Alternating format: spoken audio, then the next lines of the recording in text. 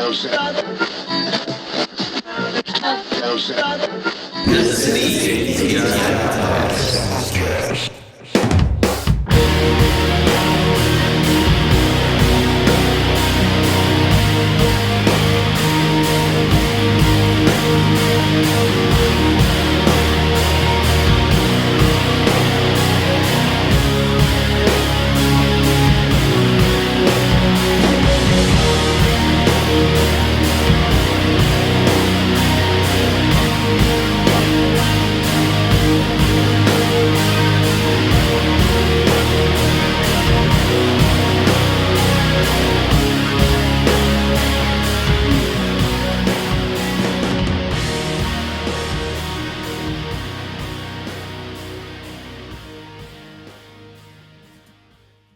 Hello, everybody, and welcome back to the ATI podcast. This is Barrett with you, Josh Welch as usual, and our guest, Andy Triefenbach from Destroy the Brain and Late Night Grindhouse. How you doing, Andy?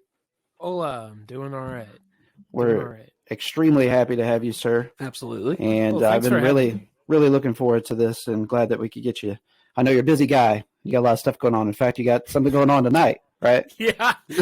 Right after this, I got to leave and go help my buddy Jeremy. It's really kind of more of his event, but we kind of hopped on just to help promote it. Yeah. Jeremy loves a lot of trash movies, and one of them might not be a complete trash movie like he loves, but he does love this movie, Wishmaster. You're right. So he's showing it at the Mad Gallery. I remember when that came out, and my dad was. Is that a Wes Craven or Clive Barker? It's Wes Craven Presents. So basically, Wes Craven just kind of like put his got paid a bunch of money to put his name on it. Yeah, that's right. I think I remember seeing that at Blockbuster, like back in the day, and my parents. Yeah, it was definitely one of those big VHS rentals. In the horror segment for sure. But I remember my dad was like, "Oh, this is a Wes Craven movie," which my dad would like misrepresent what things were often. Just because he saw the name on there. So he's the guy that like told you there was 20 Quentin Tarantino movies. Yeah, before sounds about right. 2000. Yeah, for sure. But so obviously movies is one of the things that we talk about routinely on this show. I've talked about it before. David Cronenberg, probably my favorite director of all time, definitely in the discussion. David Lynch is up there for me. Kubrick, and then the Coen brothers probably in that sequence for me. But a lot of cult films out there too. That especially as the internet and social media has advanced, have gotten even more monstrous cult statuses and things like that. And I think that's some of the concept of what you're doing is tackling some of those, bringing light to some of those cult films, if you will, through Destroy the Brain and some of the showings that you're doing with Late Night Grindhouse too, right, Andy? Yeah. So Late Night Grindhouse, I mean, it's been around for 12 years. We've been DePaire's like our third theater in St. Louis. And all I wanted to do was essentially have two things. I wanted to show really cool movies that would either skip St. Louis or have never played St. Louis in a lot of cases, and have just kind of a cool meeting spot for people that like that stuff. So, I mean, the Destroy the Brain started off as a podcast back in 2007. And that was back when, you would say the word podcast and people are like, what the hell is that? Right. You had to dumb it down and be like, internet talk radio. That was my graduation year. So, yeah. Sure. Cool. I feel super old. But anyway. There you go. But yeah, no, it like, I always wanted to try to just organize some of the community here because that's how I feel a lot of horror fans are for a long time. Like back in my day, it was like reading Fangorias in your bedroom and not really having anybody to bounce your ideas or thoughts on these horror movies that you would like binge on the weekend. Right. And, now it's like somebody's Instagram business to do all that. And it's amazing how we've spanned like in the time that I started to now, it's just a completely different landscape as far as like horror fandom. And I love it because especially now, there's so much content that comes out, and so I'm not going to say it's easy to make a movie, but it is so much more accessible to make a movie now. Right. Yeah. So now we kind of also, I think, need a reliance on people to say, hey, here are some new movies that maybe you didn't check out because there's so much new shit out. Right. Right. Check this out, check this out, check this out. And like, I love doing comparisons like, oh, check this new movie out. With that all said, right. I rarely have a lot of time to watch. I know that's where my life has gone, unfortunately, as well. Yeah. We kind of joke about like what we're watching this week because we have so much to watch. Right. You know what I mean? Like we got a friend chat and we're always like recommending stuff to each other and everything. And we're always like, well, the kids tonight or, this or that, or, life gets in the way. Yeah. But and especially the last 2 years, I think it's even harder because I like to think that we go back to our comfort food films, which is like, for me, my comfort. If I'm ever sick, feel like shit, I'm laid up in bed, I'm watching Evil Dead 2. I will feel better by the end of that movie.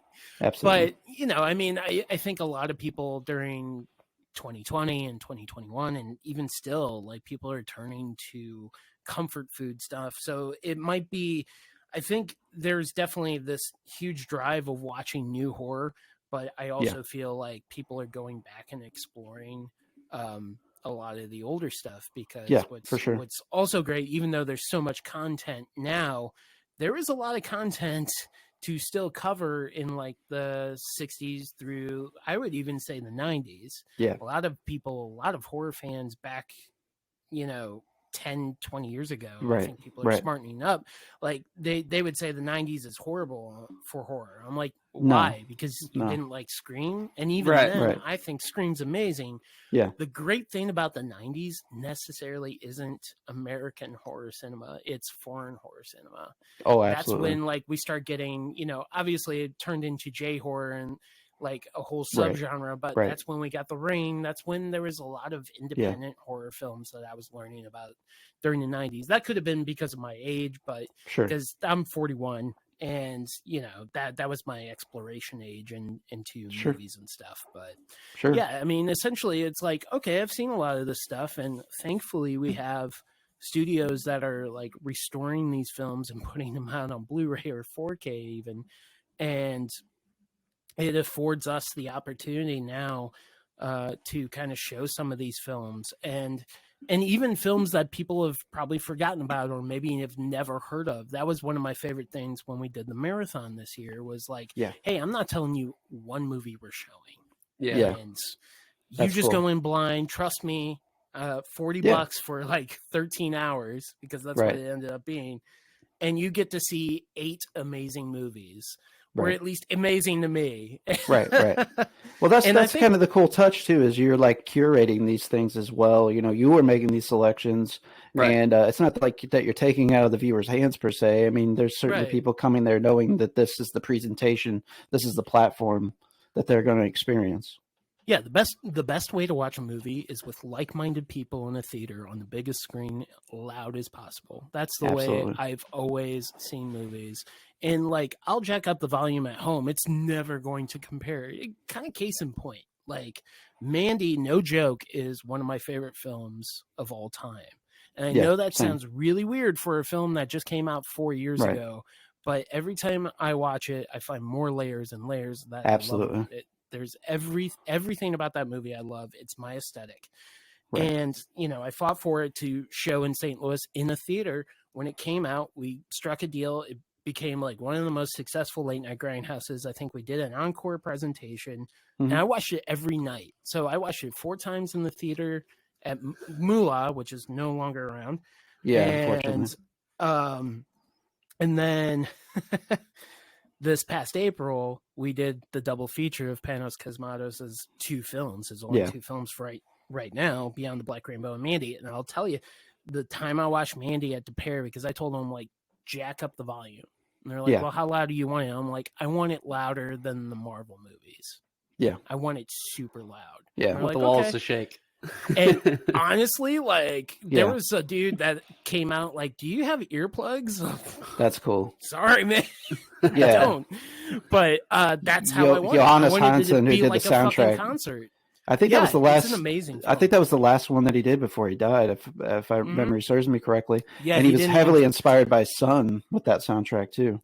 Yeah, well, you got some of the players to play on there, and then like he didn't. I mean, technically, he didn't finish the score, that's kind of the unfortunate thing. And they had a couple of people kind of flesh out some of the things. What's even sadder, though, is that there's an expanded soundtrack that has everything you heard in that movie. And I think it's floating around somewhere on the internet. So just look for it if you're really interested. You might be able to find it.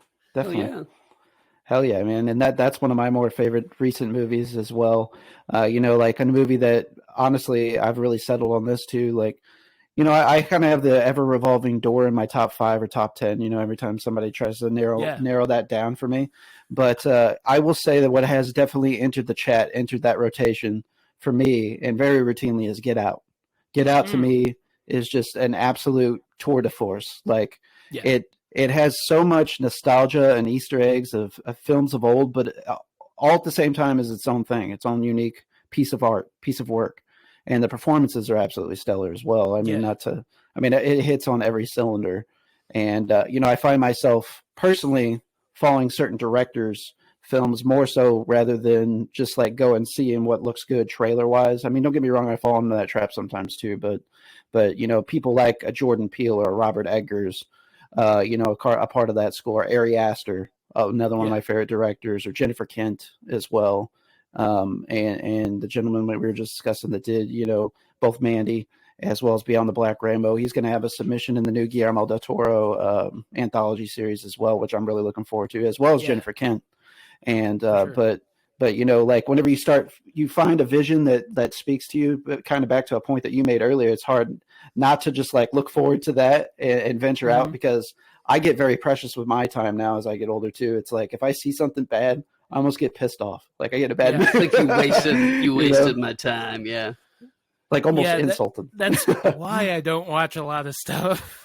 I mean, there's a lot of look, thankfully, like Destroy the Brain's been around for a while. So like we'll get stuff that floats across the DTB desk. But like, quite honestly, I can't, I'm not going to take a screener for it because I'm like, I don't know if I really have the time. And I don't want to like screw you guys over by not like getting a review out on this specific time that you have the embargo lift on. So but I'm trying to get back into the groove of you know, writing more for the site, so that's been interesting.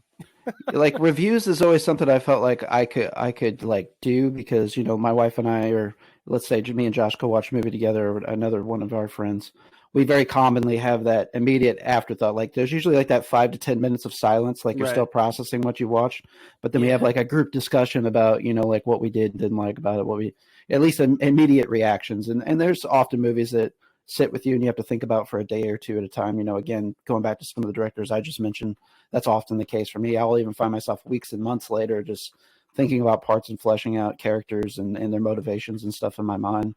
You know, speaking of motivations though, I got to ask you, I know we kind of talked about how things started in 2007 with you with kind of podcasts and doing the website. Like what was the motivation behind doing it for you? Is it back to that trying to find like-minded people, or did you have a certain inspiration? Yeah. No, it's definitely from that. So if I can take you back into the time machine.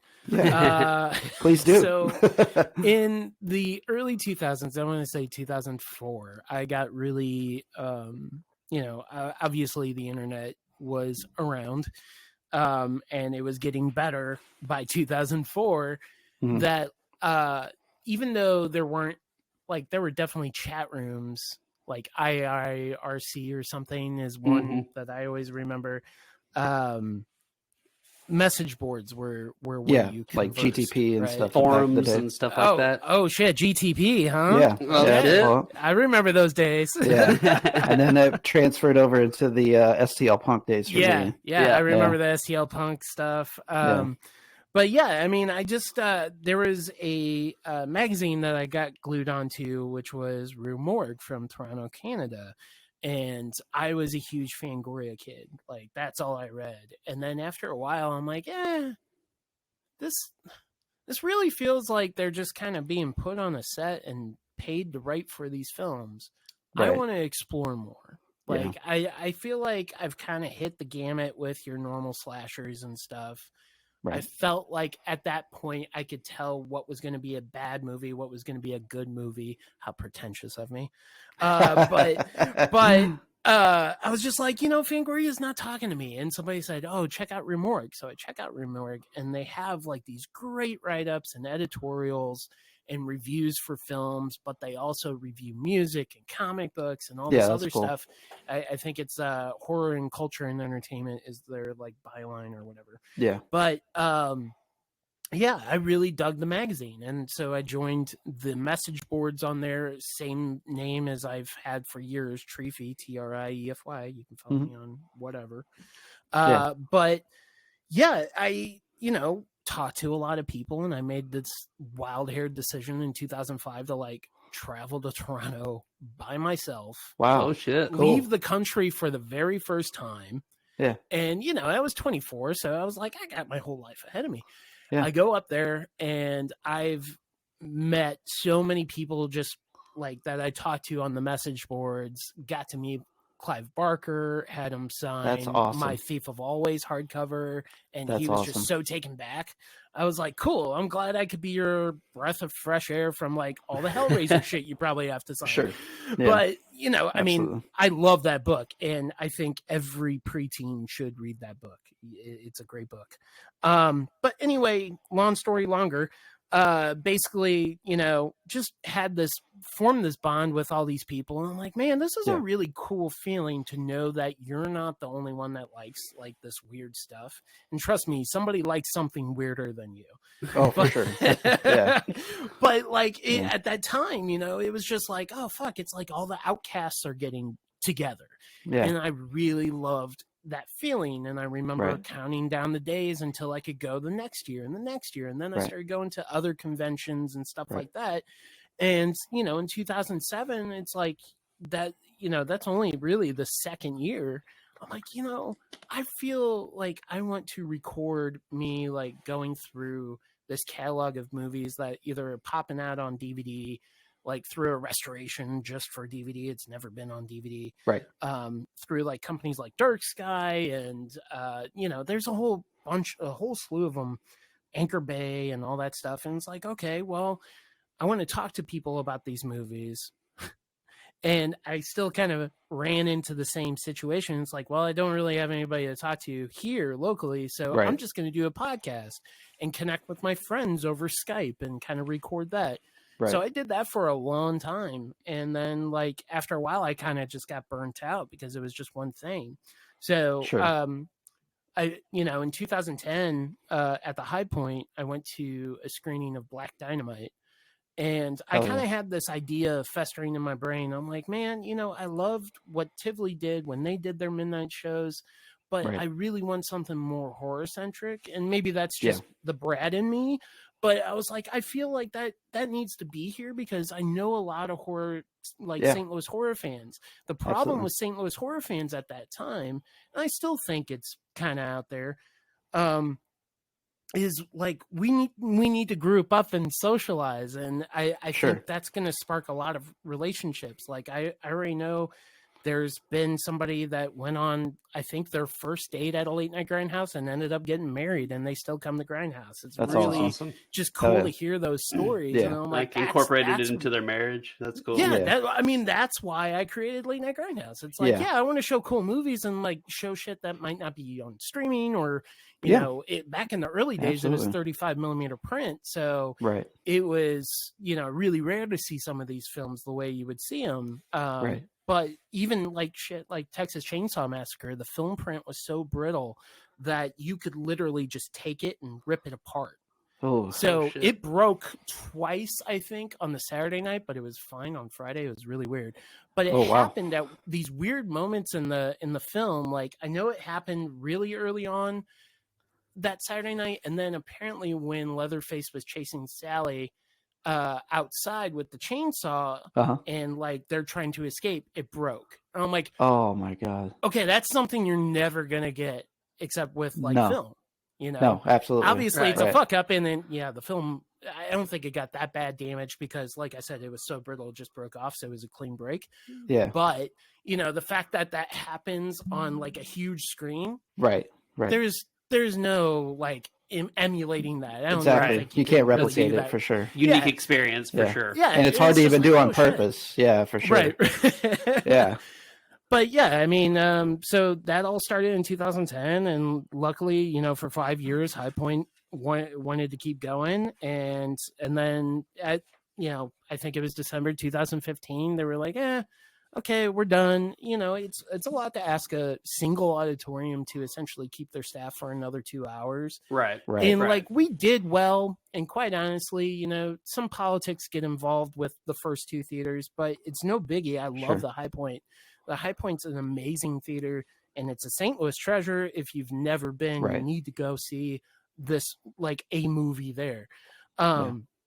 But, and I definitely do miss the High Point days because they were very boozy. Like, a lot of industry folks, like people that would work bars and stuff, would come to Late Night Grindhouse after their shift. And even though it's on a Friday or Saturday, they're like, oh yeah, I got cut loose. Somebody else is like doing the other 2 hours. But, for sure. You know, they would come and like kind of still be hyped up from the night. And then High Point was selling beer. So like they just kept going. It was pretty wild, but hell yeah. And then the Moolah happened, and then De Pere, of all places, now the Moolah closed, right?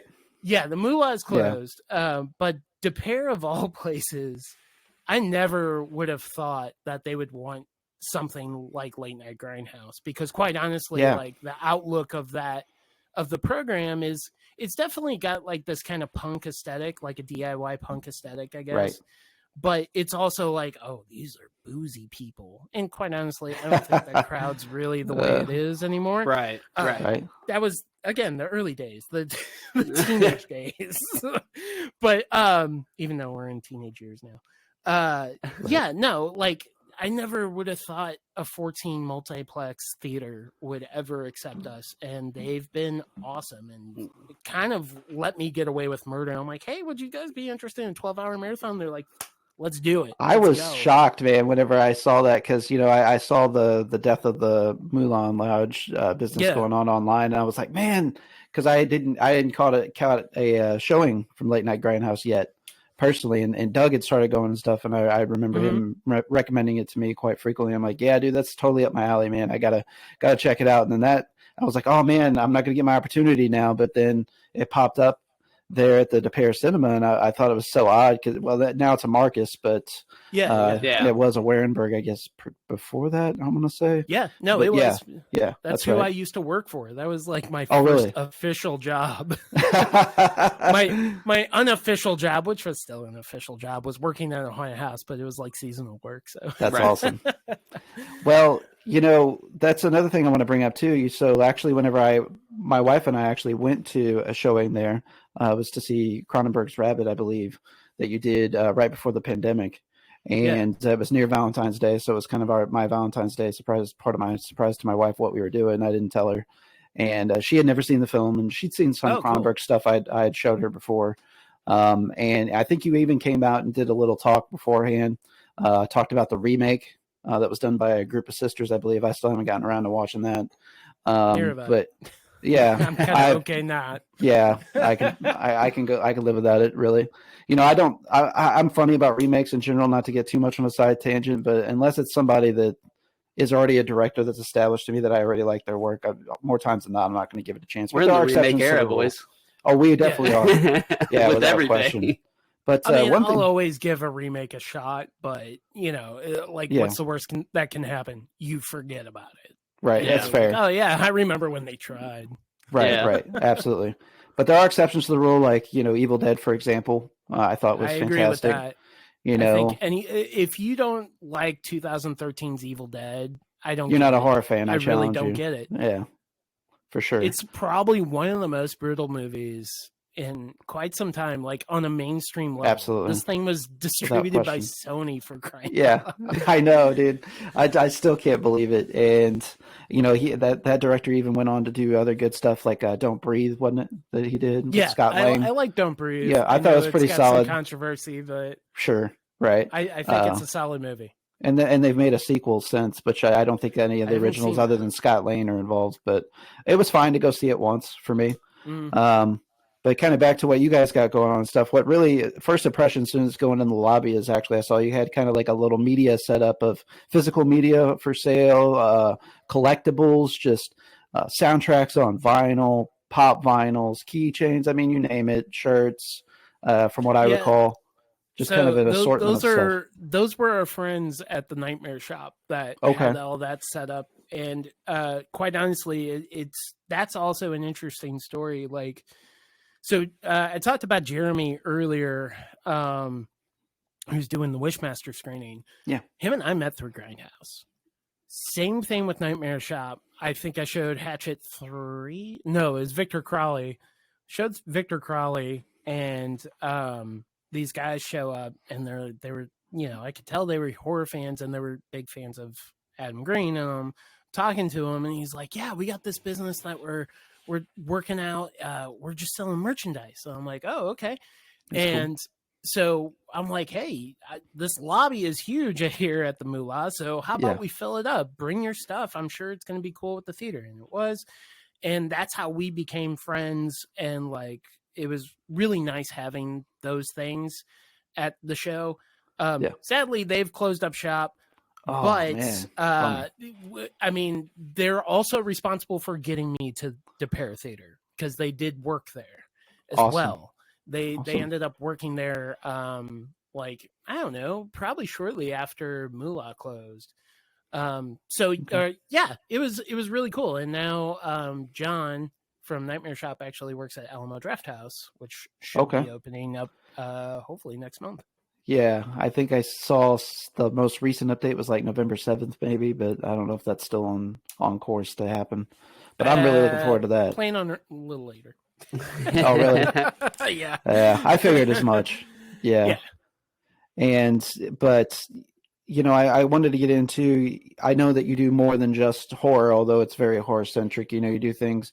Well, I get in funny discussions with people about genres and how they label them sometimes. So like, you know, body horror movies, sci-fi movies, sometimes, even though they have horrific things that happen in them, sometimes they're not labeled as horror. Right. You know, movies that have a cult following, you know, so like I've gotten in discussions with people before, like, for example, I'll just pick on it, wearing the shirt today, Videodrome. Like, some people don't consider that horror. I do. You know, that's 100% horror. Yeah, absolutely. And, you know, kind of like in definition, sometimes horror is like the horrific things that people do, right? Mm-hmm. Or at least that's the way I've always taken it personally. So I've always viewed films like even like Seven as a horror movie. Like a thriller horror. Yeah, I mean, kind of mix up thriller and suspense elements and true crime-esque elements, if you will. But you know, it's like really the most terrifying things that at least speak to me usually whenever I watch movies. Don't get me wrong, I enjoy the occasional supernatural, this and that, but is the things that have a little bit more of a real life possibility of happening. So, you know, that's why even in my younger years, I was drawn to things like slashers or whatever the case is, or in the not so distant future, a reality that seemed, you know, dystopian reality that seems like it's not that far out of reach. You know, things like that is usually what struck with me. So that's why I found myself liking a lot of Cronenberg-esque type, you know, themes and things that he would address in his movies. And, you know, like Videodrome's a good example of a movie too that, you know, got a big budget in the 80s, and the film didn't even make like barely a third of what the budget was after it was released. But you know, he was really pushing the envelope at that time, putting out a movie like that for mass consumption. And 80s is a era of movies that I find myself liking mostly of horror. I would say that's the strongest decades that I typically follow too. But I was also born partially a child of the 80s too, so that definitely has an impact. And my parents were teenagers into young adults during that time frame, and a part of my influences. What are some of the films that you find yourself drawn to personally? I mean, even subgenres of genres. Movie lover. Tell us what films rock your socks, if baby. We're talking, look, I'll be honest, horror, I'm not one-sided. It's not like I won't watch romantic comedies or fantasies or anything like that. But honestly, like, horror is my bread and butter. Okay. Yeah. My favorites are, you know, you've heard the term style over substance. I'll be honest, I am kind of guilty of that. Like, I like more style sometimes than substance. And maybe that's why I love Beyond the Black Rainbow. And, you know, half the people I talk to hate it. They're like, there's nothing going on. I'm like, you don't understand. It evokes a mood. And absolutely. Absolutely. You know what's the biggest thing that sucks about those types of movies is it's all dependent on how they see it. So if they watch it on like, you know, a 32-inch screen with the sound coming out of the back of their TV, and this is, you know, Mandy is like one of those really expansive movies where, like, again, I watched it 4 times in a theater, but it wasn't until I was in an enclosed, properly acoustic treated theater that it sounded way bigger and better. And I'm like, fuck. Yeah. But with that said, you know, like, had I watched it on Shudder streaming where I could see the compression, again, I used to be a projectionist for Wernberg. So that does stick out like a sore thumb for me, and maybe it doesn't for others, but I'll be honest, like, I have a good connection here at home and I can still see compression and it drives me insane. But like, I can only imagine, like, most of the people that maybe have seen Mandy watched it on Shudder through the sound coming out of their speakers. And that's something I've never done, but I assume it probably doesn't sound as good and it probably doesn't look as good. Right. Absolutely. And especially with those the color scheme. Like, one of my biggest favorite directors is Mario Bava. That man can do whatever he wants, or he could do whatever he wanted. Sure. You know, it spans from like a sci-fi film, Planet of the Vampires, that heavily inspires the overall look of Alien, for crying out loud. And, you know, then it goes to he'll make Black Sabbath, which is this kind of awesome horror anthology that a lot of people start copying the format of. And then he pretty much finishes his career with this movie called Rabid Dogs, which I highly recommend people check out. It's not necessarily horror, but if you can imagine Last House on the Left in a car, you're getting there. It's a nasty movie, and it's completely different than anything of his filmography prior. And then he'll also make Danger Diabolic, which is like Italy's answer for James Bond. Right. And it's so fucking stylish, and he had like a dime to work off of. It's amazing. Like, I highly recommend anybody who's like into fantastical, image-driven based stuff. Check out Mario Bava if you haven't. And I know some of his films are on Shudder. I'll give you a pass to sound like a pretentious asshole. Just watch it. Just give it a chance. And what's funny too is I find myself enjoying a lot of, like, even Italian cinema in particular, because of they were always trying to emulate something else, let's say American wise as well, or they would even take American actors sometimes and implement them in their films. Not able to speak any Italian themselves in some cases, but it was always like kind of balling on a budget. But it's like kind of cool to see like what they were able to craft with, you know, with some of that. Margaretti. Probably red line right there. That's perfect though, spot on. But you know, that's kind of a part of like the appeal to me, and if you are truly a horror fan, is it's got so many flavors to the Neapolitan ice cream, if you will. You know, it's like there's something for everybody in the genre itself. You know, there's people that, and I've already mentioned it, but kind of like into the body horror, maybe your things slashers or whatever the case is. But I see you bringing a good array of that in your showings too, for Late Night Grindhouse in particular. Yeah, I mean, I'm mainly, and I realize I kind of danced around the question, I guess. My main like subgenres of horror are probably like Italian, mainly probably gialli. I love that because I think as a kid I was always fascinated with detectives for one weird reason or another. Yeah, that's cool. And I love the process of like trying to figure out stuff, which is why I liked, you know, Seven a lot when that came out, and like Zodiac was a big one, you know, just dropping some Finchers. But yeah, I mean, I think those always appealed to me because the other thing was it put an everyday person into the main role. It's somebody who's not involved whatsoever. They're more of an observer. They see something, whether it be a murder or a criminal act, and then now they're plunged into the investigation, or they're in danger because that person saw them and knows you saw them. It can be, I don't know, it can be fun, but gialli is, you know, it's basically a murder mystery with a lot of style, and there's a lot of camera tricks, and the scores are always fucking killer. So, I mean, I just really like giallo films. I like a lot of fantastical, kind of like phantasmagorical, I guess is a good one. Like, stuff like Mandy or like Under the Skin. Were you a fan of that? Yeah. I still have not seen that. Oh, I feel like my such an man. asshole. I need to see it. I even bought the vinyl because I know I'm going to love it. Yeah. I just haven't sat down and watched it. I even have it on Blu-ray. I feel very bad. As far as it's definitely in my top 10 of the last movies of the last 20 years, without question. Well, I definitely like that director. I was a big fan of his previous work. But I know this is also a little different. So, right. I don't know. I'd like to say I'm a meat and potatoes guy, and I like my slashers. And, sure. Which slashers wouldn't be here if it wasn't for giallo films either. So absolutely, 100%. Yeah, I think those are probably my subgenres. To be quite honest, those are my faves. Hell yeah. And I know that Late Night Grindhouse is, of course, a part of what I guess Destroy the Brain is the big vehicle that all these things are happening under. I know you do like horror trivia too at Heavy Anchor, right? Yeah. So Destroy the Brain is really, it's been out there for a minute. So it's like, okay, we'll do everything under Destroy the Brain. This umbrella. Right. Umbrella. And we'll have events like Late Night Grindhouse, which is the theatrical program that, quite honestly, does pay the bills around Destroy the Brain offices because websites don't do that anymore. Right.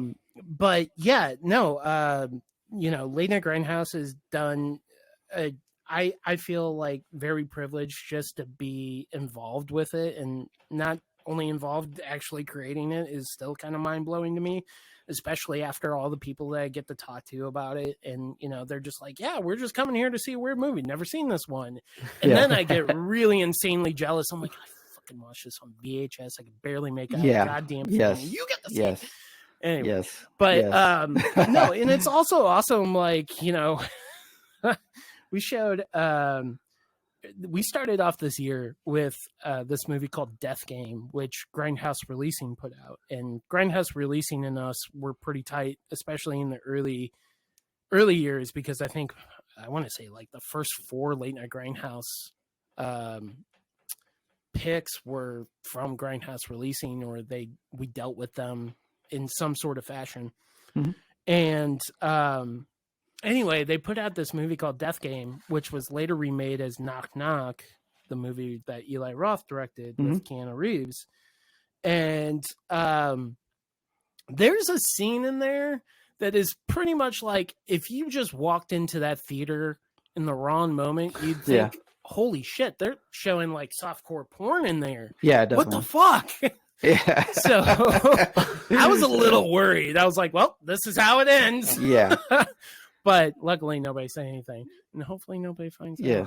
There's a lot of that like happens too. Like I always feel like, especially now that I got kids, if I'm like watching a Cronenberg movie or something, like I hope they don't walk into the wrong part of this, because this is just distort their entire reality. I meant to mention this when I laughed when you were saying David Cronenberg and David Lynch, and I chuckled. It's because my girlfriend, who is not into, I mean, she's into horror now, but she never really watched it. She's only seen one Cronenberg movie and one David Lynch film, and they're both probably their like most accessible, The Dead Zone, and well, Wild at Heart. She's seen it's and pretty Twin well. Peaks. So we had this idea of doing a podcast called Pick Your David, and we would just pick out of a hat, like it's either going to be Cronenberg or Lynch, and then we'll just go up the filmography, start from the beginning, go up. And I think we're still on track to do that. Once October goes away.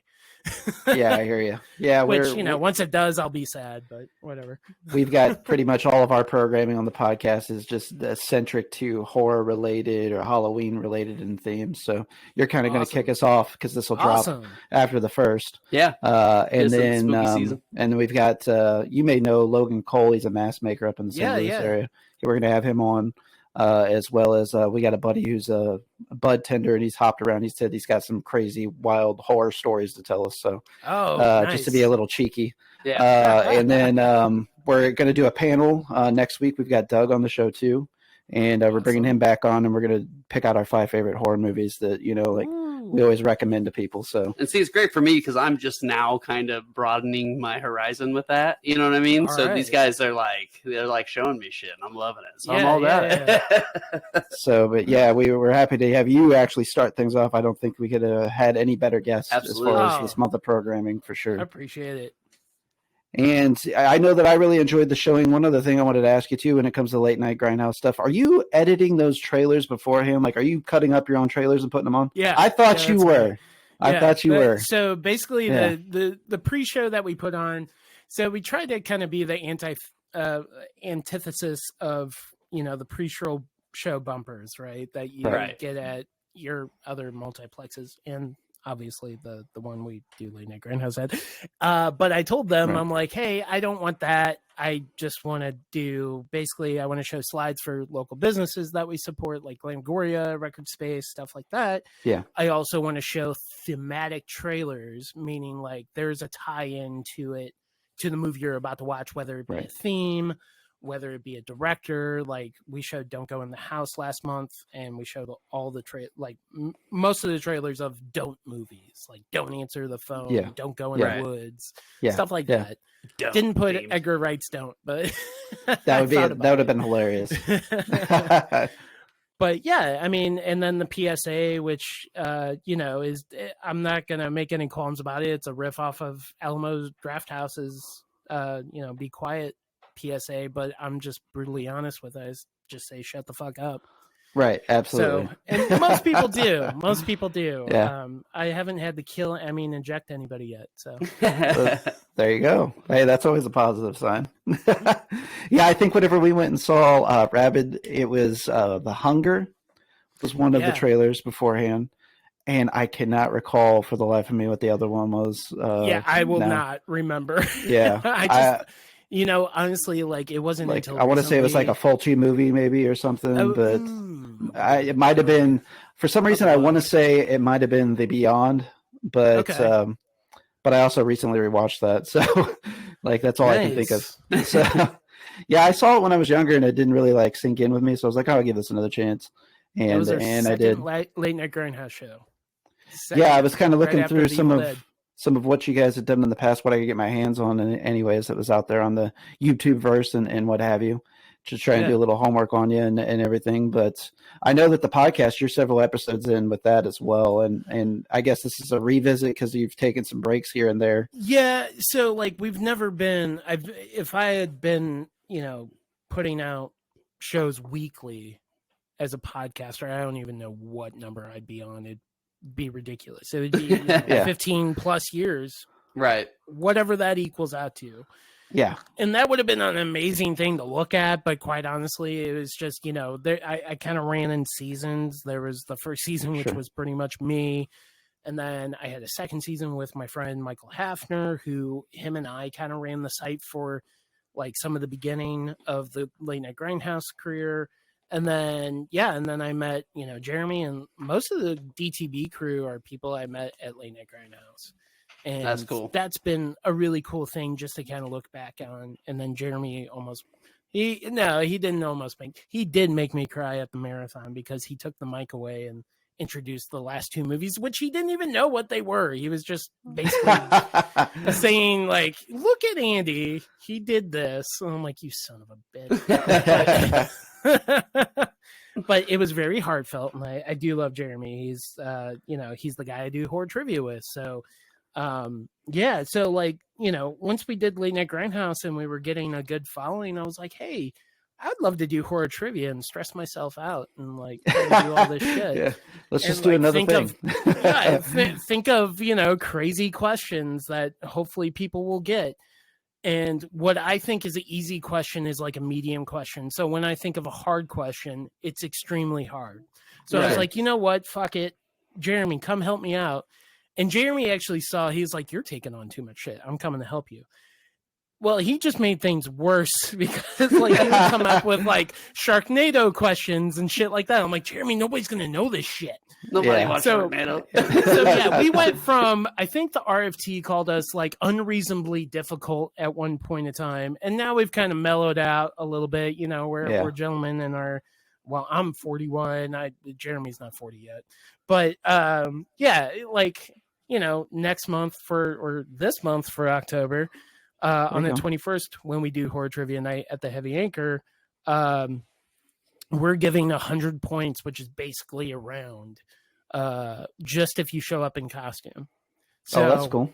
Team costume, it's $10 to enter. You can have up to 5 players per team, which is a very cheap night if you break it down. And yeah, like you get 100 points as long as you basically show up in costume. We're going to have some what we call dead giveaways where we literally give you the question and answer on our social media networks. So cool. Instagram, That's awesome. That's a good Twitter. idea. Very cool. It's like, yeah, it promotes, you know, it helps promote the feeds and stuff. 100%. And then also it helps them because, yeah, I'm not going to lie to you. There are some very difficult questions. And it is funny when people do try to stump me, though. Yeah. Like somebody tried stumping me. Is I'm a chiropractor. And she's like, you like horror movies, right? And I'm like, yeah. And in the background, Tom Petty's American Girl is playing. And she turns it up. And she's like, what's this song from? I'm like, Sounds of Lambs. What do you want? She's like, hell yeah. I'm like, hell yeah. I know my shit. Yeah. Anyway, yeah, fantastic. It's kind of a weird humble brag to say you know your shit about all these horror movies, but it's you know, I was like, hey, I'm going to take all this useless knowledge in my brain and make it something. And you know, the event's sponsored by Four Hands, so we'll have stuff from them. I think we got a couple of things from Waxwork Records donated by one of our DTB contributors, Josh. We'll have a whole bunch of stuff, but yeah, 100 points if you just show up in costume. So even if you do horribly, you can't beat that. You're going to be on the board. We also have a round that we introduced last year that I'd been wanting to do since prior to the pandemic. I'm like, yeah, October show, we're going to do it, October 2020. And that never happened. So last year, it's a round, if you've ever seen Troll 2. Yes. Have you guys seen? Okay. The best, worst movie ever. Yeah. Well, up there with The Room. The kid that's like, oh my God. Yeah. And it goes just way too long. We decided to make it longer and make it a game out of it and say, okay, as long as you can say, oh my God, we're going to start the counter. And whoever can do it the longest gets 100 points. Oh, shit. I'd be down for that one. So that's what we did. I think the record holder is like 40 seconds or something. And I was like, holy crap. It was pretty good. That is good. So yeah, that's a nice little break. Okay, well, you got to show up. All right. You got to show up the show. But yeah, that's happening on a Friday too, because I know Horror Trivia Night, you know, when we do it usually we do it in January. Obviously, we had to push back because of snow and weather and crap earlier this year, but it's typically January, April, July, and October is our final show of the year, and that's usually when we go all out because it's spooky month. Yeah, absolutely. Spooky season. And yeah, it's spooky season. And yeah, I mean, it's always a good time. And quite honestly, like that's one of the events that I'm like, oh, okay, it's officially Halloween. But usually our Horror Trivia Nights are on Thursday nights. Only on October do we do it on Friday night. So anybody who comes to me and is like, I have work in the morning, I expect that excuse to drastically die down. Yeah, hell yeah, for sure. Yeah, the only excuse I have is I have free Kurt Vile tickets that night now.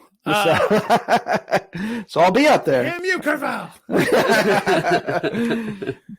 So before we get you off here, I know we've talked about Destroy the Brain, the website. We've talked about the fact that you have a podcast. We've talked about Late Night Grindhouse. We talked about trivia. Is there anything else under the Destroy the Brain umbrella out there that you'd like to promote on our show? Oh, shoot. Does there need to be? No,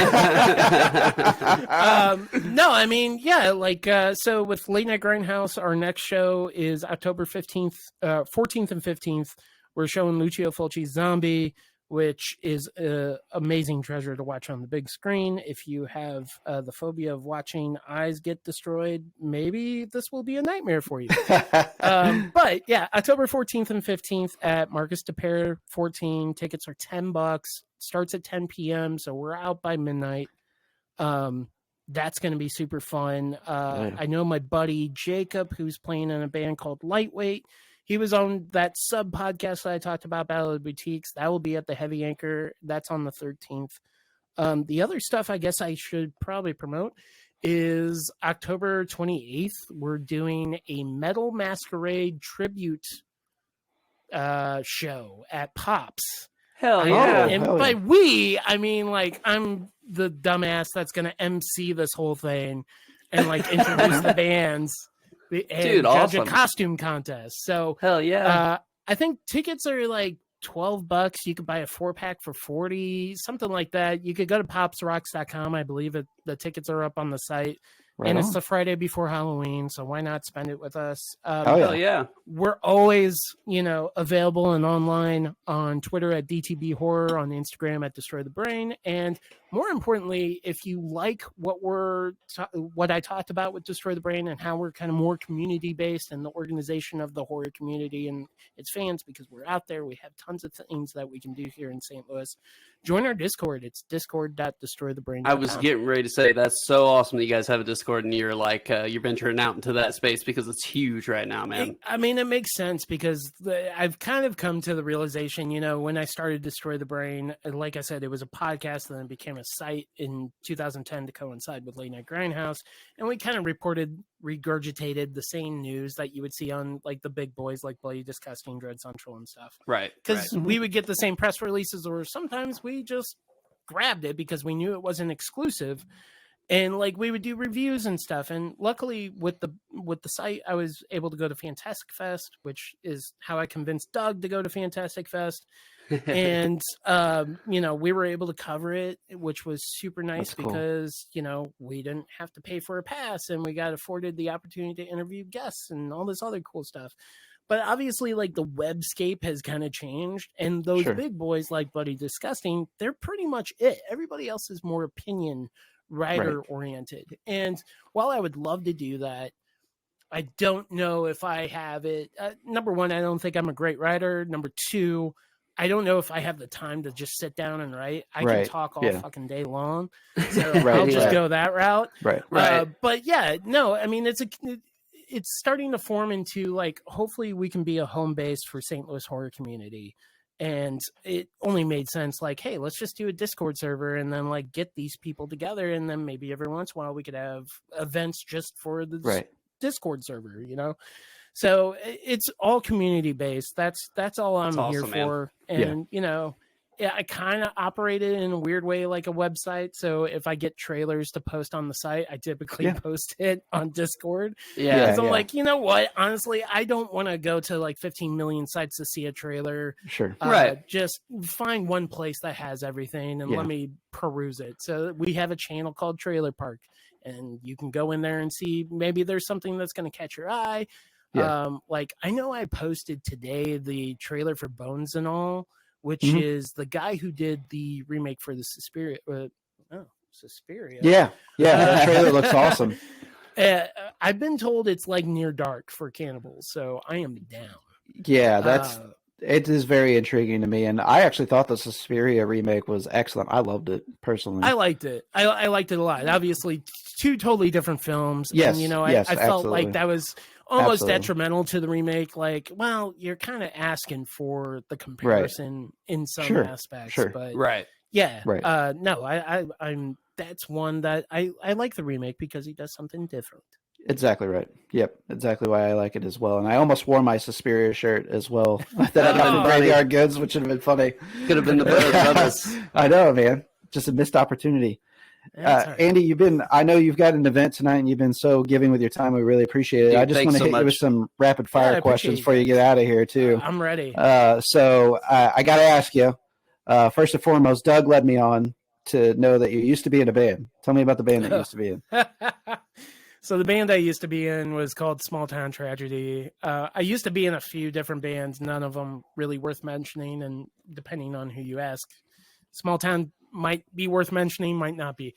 But once you said GTP, I'm like, oh, I'm familiar with GTP. Yeah. But yeah, no. I think in 2004 Oh boy, I have to remember now. 2002, 2003. It was me and a couple of other friends that were in another band, and like we just kind of worked out this kind of, post hardcore band, very sounding like Converge, Chaotic, Norma Jean sort of You're shit. You're speaking our language for sure. Yeah, I mean, I don't know if it's any good or accomplishes any of the things that those bands have done, but it was a lot of fun. I played guitar. I was idiot on stage. It was, I swung my guitar around. Oh, no, I can kind of see it. Yeah. It's very pixelated on my end. Oh, I'm sorry. You'll have to send me a picture. Yeah, the live stream, it doesn't always give out the best handover whenever we're talking, but it actually records in high def. So cool. Yeah, you'll see it. But yeah, I did that for a few years. Put out a CD. You can't really find it anywhere. I think somebody's selling it on eBay for like $30 or something. Really? I shit you not. That's funny. It's probably the same dude that just like for whatever reason, he just put it up on eBay and keeps putting it up every 30 days because it ain't selling. So, dude, that is awesome. You're gonna shit your pants if somebody buys it tomorrow. Yeah, that would be funny. I would lose my shit. I was just a few years behind you in the scene. My band started playing in like 2005, 2006, and then had a couple different runs with bands all the way up until like 2018. Small town bands. We used to play at the old Creepy Crawl off of Tucker. Quite a lot. That shitty place. Literally. Yeah, right. But like, I love that place. Oh, got to see so many great absolutely. bands. Nostalgic, yeah. So many great bands came through there, and so many fun stories. Plan, seeing them there was the most insane show. I've heard stories. Thought maybe I would die. I've heard stories about that show, to be honest with you. So the Small Town Tragedy CD is I did confirm it's still on eBay. It's marked down to $22.49. It ships from Amarillo, Texas. So. We will link it to you guys. Don't worry. I have no fucking clue how somebody in Texas got it, but that's awesome. Because like I lost a lot of those CDs in inventory, so I think we only sold like maybe 200, something like that. Maybe. Yeah, that's cool though that somebody still got it, man. Oh yeah, absolutely. Yeah. That's neat. So some other rapid fire questions for you. I got to ask you, what's your go-to movie in the Halloween season? Ooh, man, it really depends on the time of day. Yeah, I understand. So if I'm starting off the morning, Lady in White is a really good one. It's an old-fashioned kind of ghost story, but not. It's set in the 60s and takes place in this mainly Italian neighborhood on the East Coast, and it's just magnifique, is if I could say it as more pretentious as I could. I would highly recommend that movie, especially like if you have kids, like early teenagers. It's not that scary, but the Halloween vibes on it are just amazing. It's basically like a Bystol, like if you're familiar with that brand of Halloween merch and stuff like that. It's basically one of those creations put to life. It's a great movie.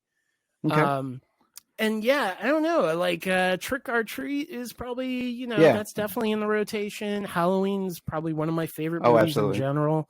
The John Carpenter one from 78. I always feel weird that I have to say that, but I know I have to. Right.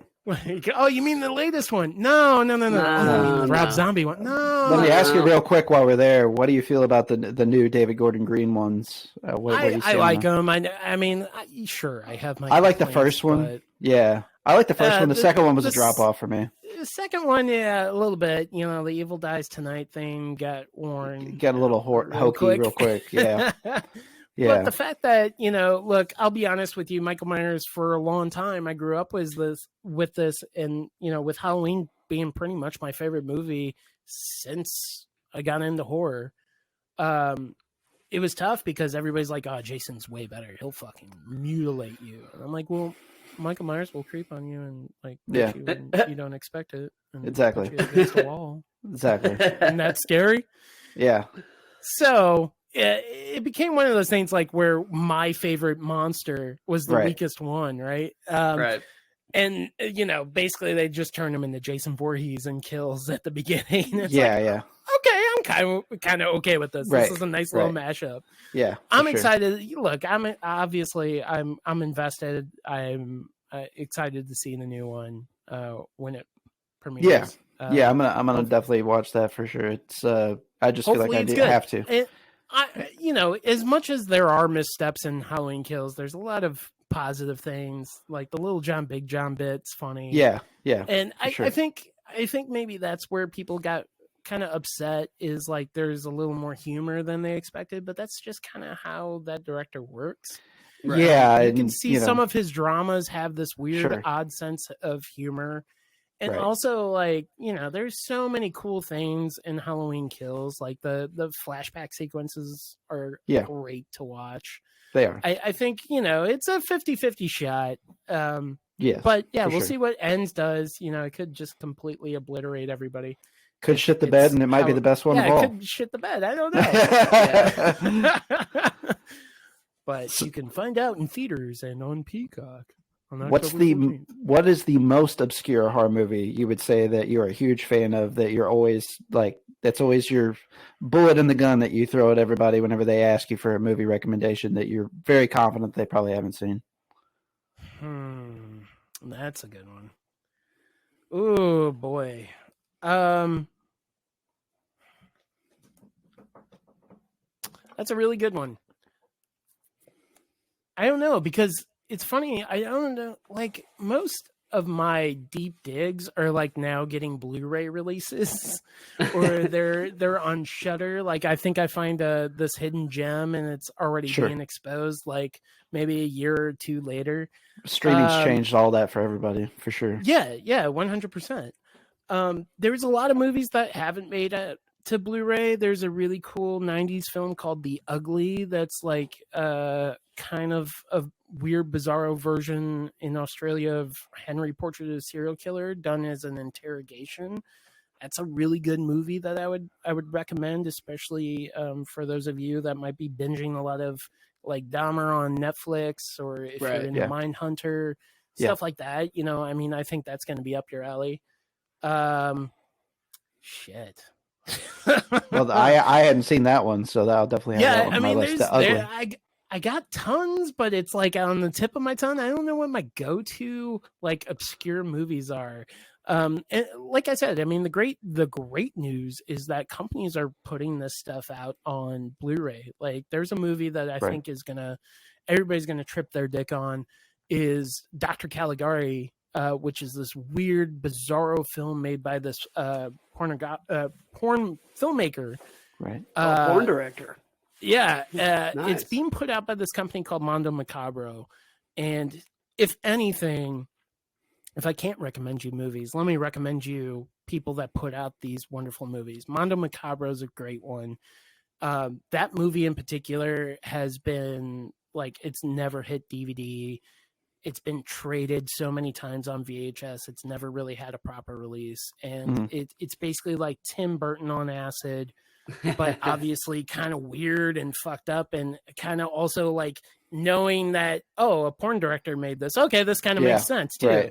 Right. It's a wild movie, and for a long time, in theaters, it was a big midnight movie, I would say, for at least a year or two. Yeah. And then it just kind of disappeared. I think it's getting a 4K release. If not, it's just a Blu-ray release, but I'm pretty sure it's a 4K release. That's cool. And I think they're announcing that near Halloween. I would recommend checking that out when that comes out. Hell yeah. Obviously, presentation-wise, I really dig Vinegar Syndrome and what they do. And Severin does a great job. There's, other labels outside of the US like Imprint, Indicator. The great thing about right now is I could recommend you movies all day, but if you can't access it, then it doesn't mean a lick of shit, right?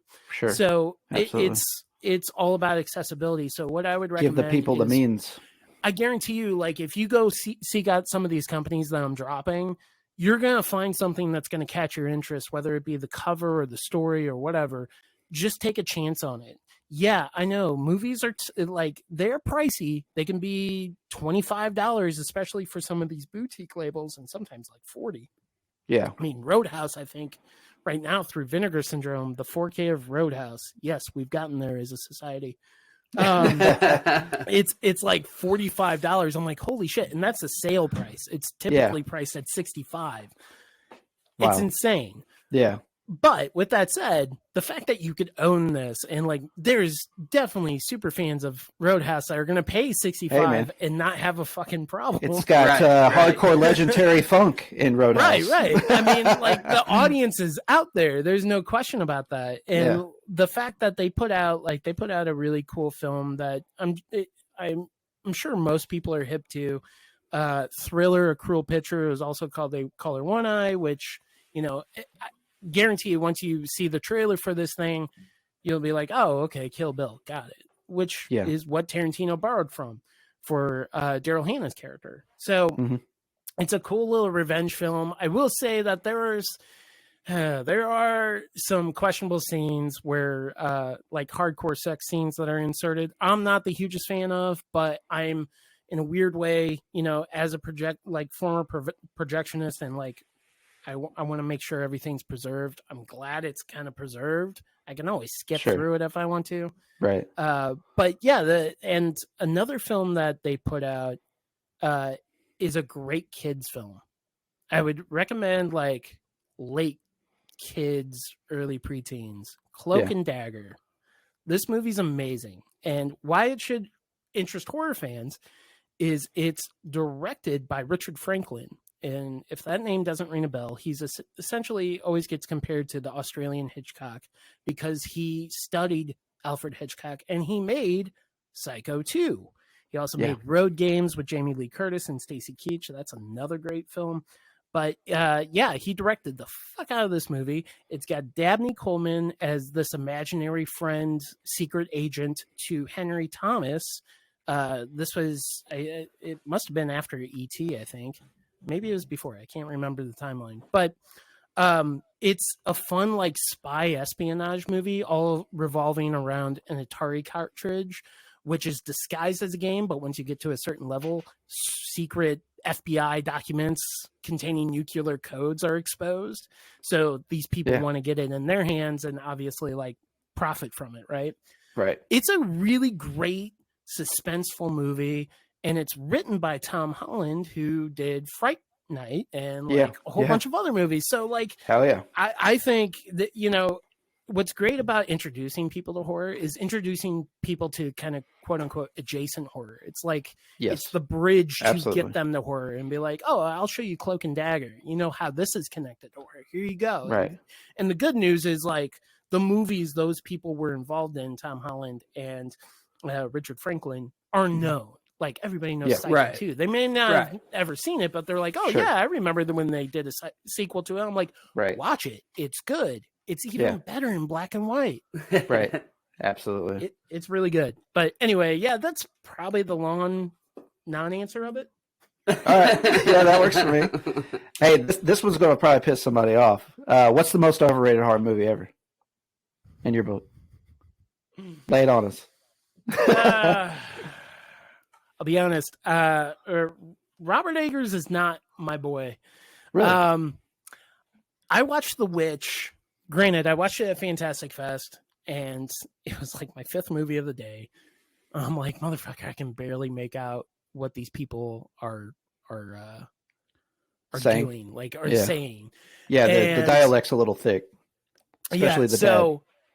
So with that said, I was like, oh, man, I do wish that they had subtitles on this. So my girlfriend, who's, again, getting into horror,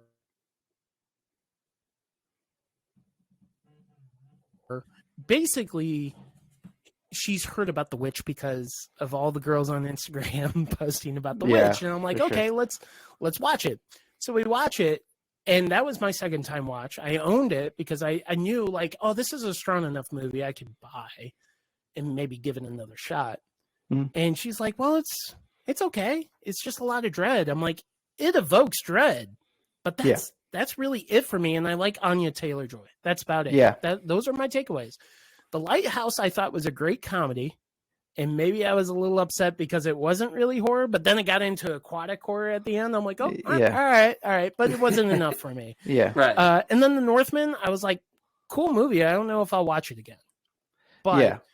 Ari Aster, I like. Macon Blair is Jeremy Saulnier and Macon Blair. I kind of lump them in together. Those are the dudes that make Green Room, Blue Ruin. Absolutely. And then Macon's doing the Toxic Avenger remake. Hell yeah. Yeah, he's awesome. You know, there's tons of stuff. The great thing is there's like tons of great filmmakers out there. There's dudes that like I didn't like their first couple of movies and now they're killing it. Like Joe Bigos. I didn't really care for Almost Human. I'm like, okay, that's it's kind of like a Cronenberg movie. Got it. And I get it. You like Cronenberg. And then I watched Mind's Eye, which I thought was entertaining. Well, I'm like, okay, it's Scanners. I got it. You love Cronenberg. Yeah. Then he started doing stuff on his own. And it's like, okay, this is you. This is, you know, we know that you love this director. Now incorporate it and make sure it's an influence and not just a copy. Yeah. And that's what he started doing. Like Bliss becomes is a an parody amazing of it. film. And he's got a new movie coming out this year that revolves around Christmas. So it's Christmas horror. So I can always use more of that. Yeah, absolutely. What would you consider maybe the most underrated horror movie specifically of all time? I mean, I'm going to give you just recently, it's Malignant, 100%. The people that I'm not shit into on it. Malignant, I don't get it. I don't get it. Why you do this to me, Jimmy? I could go on about that one, and just the simple explanation is I love camp cinema. However, it took a camp turn that I wasn't expecting. Okay. I felt like I was duped, and it's more about what my perception of the movie was going to be that it didn't deliver on. Right. You thought it was going to be one thing and it did something completely different. Like I understand why people like it, but I do not. So it's more about me getting duped. That's why I love the movie. Is like keep me guessing. And maybe look, you know, it's funny because we just watched Barbarian earlier this week. Yeah. Barbarian's great. I would highly recommend people check it out. Hopefully it'll be out later this month on digital, is the rumor that I heard. And I hope it's true because I can't wait to watch it again, but I'm not going to go back to the theater. No, I just love how, to me, Malignant was like, I'm just going to come up with this crazy story and base it off of my knowledge of 90s horror, late 90s horror, almost like a Dark Castle feel, if you know what I'm talking about, like with House on the Haunted Hill remake and 13 Ghosts. It feels similar. And then it just turns into gonzo shit. And I'm like, it does. Fuck, okay. And I absolutely love it. I think it's just those wild turns that make me love it more because it's just so much drastic. Yeah. And it just changes and changes. And I'm like, you know what? I will take that over like a more linear boilerplate kind of story. Like, give me something that's going to excite me. Know that I want my movie to know that I've seen my fair share of movies. Right. Test me a little. Show me what you got. And that's what I love about Jordan Peele. Like, I'll be perfectly frank, like Us, I was like, yeah, it's good. That's about it. I think I even gave it like 4 stars when I first watched it. And then I rewatched it because Nikki had not seen it, my girlfriend, and we were going to see Nope. And I'm like, let's watch Us. Loved Us way more. Fell into the score. I'm a big score guy. Sure. Right. Absolutely. I fell into the score was phenomenal. I was pissed. I'm still pissed that I can't buy it on vinyl. Well, actually, I think it's back now. It's back on vinyl, but it doesn't come out until January because of vinyl. But vinyl's a bitch right now. No, like what's great about movies too is even though I say one thing, I think like if you really go through the archives, I reviewed The Beyond and I was like, yeah, it doesn't make sense. And then, like, now I'm showing it again in November for Late Night Grindhouse. I'm doing the different version, but The Beyond's okay. It's not my favorite of his films, and even after I rewatched it recently, it didn't stick with me as much. See it in a theater. I do need to, and I'm always up for watching anything in a theater, you know, to give it a different perspective and take. And certainly that didn't come out in theaters whenever I was going to theaters either. So you have to take that in consideration. Like, movies are presented in a way, especially at that time, for that experience we kind of talked about earlier, getting back to Ari Aster in particular. I remember seeing Hereditary and by all accounts, technically his first, full-length feature film. And and sitting in a theater and just the audible experience, the panning stuff that was going on and everything, like, I don't think anybody ever got that effect at home. Right. Unless you had like a 5.1 setup plus inside of your house with a home theater and everything panned and separated, as you would in a theater. But in a theater, like whenever the little girl's like clicking her lips or that little noise. Oh yeah. Like you could literally hear it behind you and around you and in different places. Like, it's so disorienting while you're watching that movie. It just adds to like the eeriness. Right. And that movie feels like so many different acts as well. Oh, I think he actually got dropped here. So I think Andy got dropped on us. Just there he one is. sec. He's calling Cut out for a second. Hey, that's all right. It's all good, brother. But yeah, so like, just like that experience you don't get, at home. Back into parts of earlier of our discussion is that, at home sometimes, just sitting there watching on a 32-inch TV. And really the other point I was going to make too is so many people are watching things on their smartphones nowadays. Right. Yeah. And it's wild. And don't get me wrong, if it's the only way you can watch it, yeah, sure, get yourself that exposure. But or if you're like killing time at a bus stop or whatever the case is, or I will say that VR viewing is taking a large leap. Virtual viewing. My son has an Oculus 2. He has an app that he installed, and it's like literally you're sitting in a movie theater. Like, you can literally look back and see the projector over your head, even though it's showing whatever you're watching on the screen. It gives you that virtual effect. And if you use a really good pair of headphones, nothing's going to give you the experience of sitting in front of the big screen in a theater. That's a unique experience, but it's a cool emulation of that, in my opinion. So that's something people can keep in mind too, where we're going to go in the future with this. You know what I mean? Yeah. I mean, home entertainment is like gone insane. Like, people don't go to the theater a lot now because they're like, I just wait 3 months and I can watch it at home on my home theater that I paid for by not going to the theater. Right. I mean, I know tons of people that do that. And like, part of me is like, you know what, good on you. But on the other part of me is like, fuck, you'll never experience this movie, watching this movie for the first time in a theater with people. And look, I will be perfectly honest, like, a lot of times, like when I saw X earlier this year, my theater experience was ruined by teenagers. And I get it. Right. Yeah. Like, it sucks because you spend, $17 to get in, and, well, sorry, it's ruined. You can maybe get a refund. And usually I'm so mad, I'm just like, fuck it. I'll see it again. Right. So, No, I mean, I get it, but it's one of those things. Like, I really hope, it's kind of hard to promote it while we're kind of dealing with pandemic, but like, honestly, go see a movie in the theater. That's the way to see it, or at least go to the drive-in. And, even though the drive-in is not going to give you the best sound, it's all about community and communal experience. And even if you don't know the people that you sit in the rows with, you're still sharing an experience with them. And sure, some of them might just see it as entertainment, but the fact that people are still going to the theater versus just staying at home, because there's so much content at home now, and you could just dial it up by like, oh, that looks interesting, I'll play it. Now people are making this choice financially and like with their time to go see something in the theater. They're invested. Typically, they're not going to be assholes and talk through it. Unless you're a teenage girl just looking to go somewhere. Hang out with the dudes, but I mean, like, it's still nice. The fact is, like, even though your opinions may vary from the movie, you're still with somebody who cares about movies because they're coming to the theater to see this. So that I take solace in that. Yeah. And, people are making more measured choices about their time. I feel like nowadays, even though, yes, you have a recent example of, somebody goofing off in the theater, and, and the cost of going to the theater, quite frankly, has made some of those decisions difficult. Especially for some folks. Families. I totally get Disney Plus. It's like, stay home. That's kind of our case, like your kids are probably going to cry through it anyway. It's okay. Exactly right. Or somebody and make everybody else's time shitty, something like that for sure.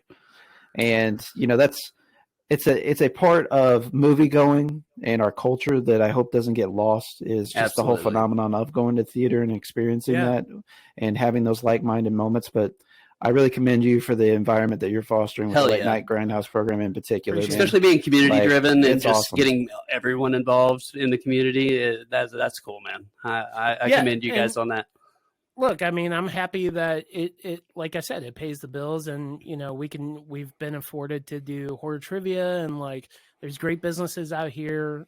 Terror Tacos is this food joint that is geared for horror fans. It's nice to be talking to them. Hopefully we can do some stuff in the future. Oh, hell yeah. So yeah, I mean, St. Louis is a playground for horror fans. So my biggest dream was to I was going to own a theater, and then it's kind of shifted. I'm getting into coffee now because I quit drinking soda. And I really want a coffee joint that also serves as like pinball and like maybe private screenings and stuff. That'd be awesome. Yeah. I think that would be really cool. But like a little private screen? Probably not.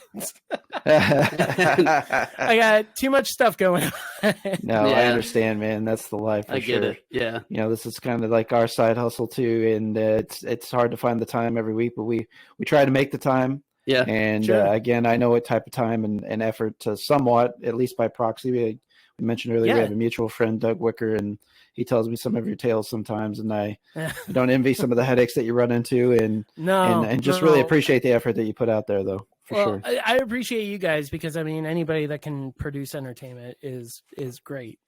Like there's so many people that it's cool that they consume it, but like to produce something and put something out in the world is pretty amazing in general. So yeah, kudos to you guys too. Thanks, thank you very much. Well, Andy, it's been a pleasure talking to you today. How should folks follow you to get the most up-to-date current information? Would you recommend them toward the website, the Discord? Yeah, I mean, honestly, like if you want to know what I'm doing, you can follow me on Triefy, Triefy. You can actually follow me on Twitter, Instagram under that name. Otherwise, it's Destroy the Brain on Instagram, DTB Horror on Twitter. And yeah, please join the Discord server. It's super simple, discord.destroythebrain.com. If you forget for whatever reason, you can go to our Instagram, and we have a link, kind of like a link tree for our site, which has all the links you need. We will definitely share all that too. Yep, we'll be happy to do that, and we're gonna spam the shit out of you once this gets up for a few days. So be patient with us. Yes, be ready. Yeah, I felt bad because you posted the story. I'm like, oh shit, I haven't posted it. That's okay. I kind of did that at the last minute, and I intended to. When I had a free moment at work yesterday to do a little bit of promotion, and things got behind me, and ended up doing that today. So who are you talking to? Thanks You're so much, to Andy. A man who's late to his own show. I hear you. Well, we appreciate it. Appreciate the time, and we're gonna let you get to what you have going on this evening. And I just can't thank you enough for your time. Yep, thank you, sir. Awesome. Appreciate it. Appreciate you guys. Have a good one. All right. It's good talking to you. All right, later. Yeah. Well, anybody that's on the live stream right now with us still yet, we are wrapping things up here. This week is a little shorter than previous weeks just because we just had the interview portion of things for you. And look forward to next week sticking around with us. We're going to have a long megasode doing our roundtable for the 5 favorite horror movies that we we're going to have some special guests too. So that's going to be cool. Special guests and that sort of thing. So we will post our links and promote that. But we're going to be getting together about our usual time, about 6:30 p.m. Central Standard Time. And we will be live on Twitch. I believe our Facebook feed is working. We had a little trouble with the YouTube feed today, but we'll get that ironed out between now and then. And we look forward to seeing you all again. So look forward for the audio drop. Follow us on social media, and you'll see us there. The ATI podcast on Instagram, of course, is what we use mostly, but we have fan pages on Facebook, and we have the ATI podcast on Twitter as well. We'll see you guys later. Hey, this is Josh from ATI Podcast. For show updates and news about the podcast, follow us on social media. You can follow us on Facebook at facebook.com/ATI Podcast 22, on Twitter at podcast_ATI, on Instagram at the ATI Podcast, on TikTok at ATI Podcast. DMs are always welcome. Have a question for the show? You can always email us at atipodcastquestions@gmail.com. Stay safe out there.